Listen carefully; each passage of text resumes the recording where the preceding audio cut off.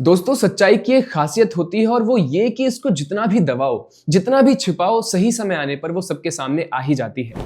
British colonisation के दौरान जितने भी घटनाक्रम हुए, खासकर वर्ल्ड वॉर 1 के दौरान भारतीय सैनिकों के पराक्रम की गाथाएं, उनको इस तरह से या तो छुपा दिया गया या फिर इस तरह से गढ़ दिया गया मानो वो ब्रिटिशर्स की ही जागीर हो। एक ऐसी ही घटना थी इजराइल के नॉर्थ में स्थित कोस्टल शहर हाइफा की, जिसके लिबरेशन या कहें आजादी में भारतीय सैनिकों का हाथ था, जिसको वेस्टर्न नैरेटिव में गढ़कर ब्रिटिशर्स अपने गुणगान गाते थे और कहते थे कि हाइफा को ऑटोमन एम्पायर से उन्होंने ही मुक्त कराया है। दोस्तों, अब इस नैरेटिव को पूरी तरह से ध्वस्त करते हुए हाइफा के मेयर योना याहाव ने सब कुछ क्लैरिफाई कर दिया है।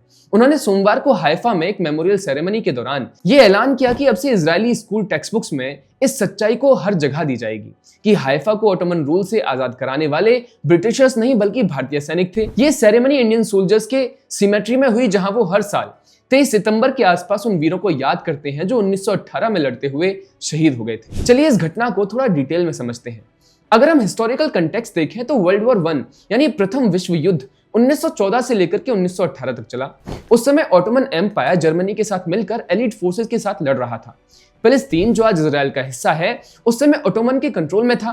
ब्रिटिश एम्पायर, फ्रांस और दूसरे एलाइज मिलकर मिडिल ईस्ट में ऑटोमन को हराना चाहते थे ताकि सुएज कैनाल और ऑयल रूट्स को सिक्योर कर सकें। अब यहाँ भारतीय सैनिकों की एंट्री होती है। दोस्तों, ब्रिटिश इंडियन आर्मी के अंडर करीब 15 लाख भारतीय सोल्जर्स ने वर्ल्ड वॉर 1 में हिस्सा लिया।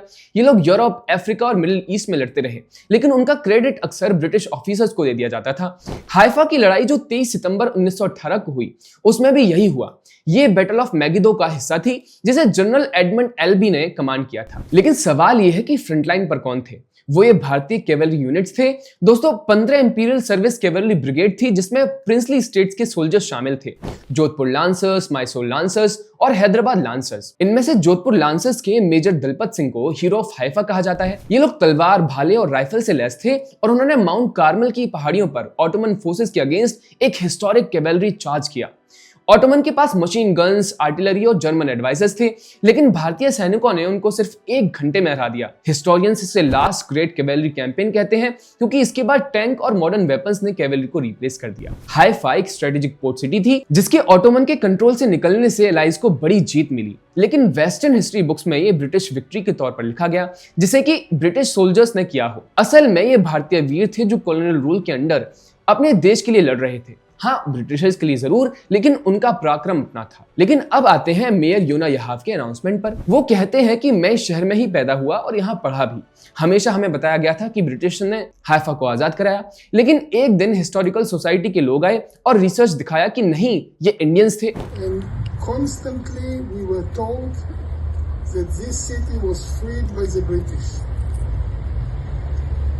Up to the moment somebody knocked on my door.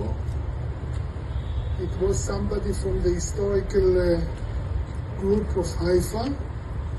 He came with papers and he said, we made a thorough research about the war and we found out that not the British freed the city, the Indians. उन्होंने ये सब Indian symmetry में कहा, जहां वो ceremony में Indian soldiers को salute कर रहे थे।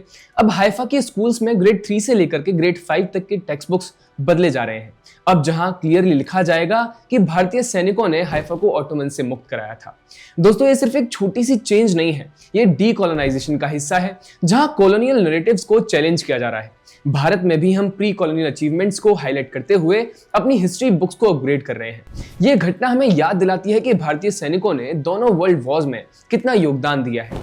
वर्ल्ड वॉर 2 में तो लगभग 25 लाख से ज्यादा भारतीय सैनिकों ने अपने पराक्रम को दिखाया था, लेकिन उनका नाम अक्सर गुमनाम रह गया। अब समय आ गया है कि हम उनकी कहानियां सुनाएं, उनके पराक्रम को सेलिब्रेट करें। खैर, इस पर आपका क्या विचार है, हमें कमेंट में जरूर बताइएगा। जुड़े रहिए पैम्फलेट के साथ। नमस्कार।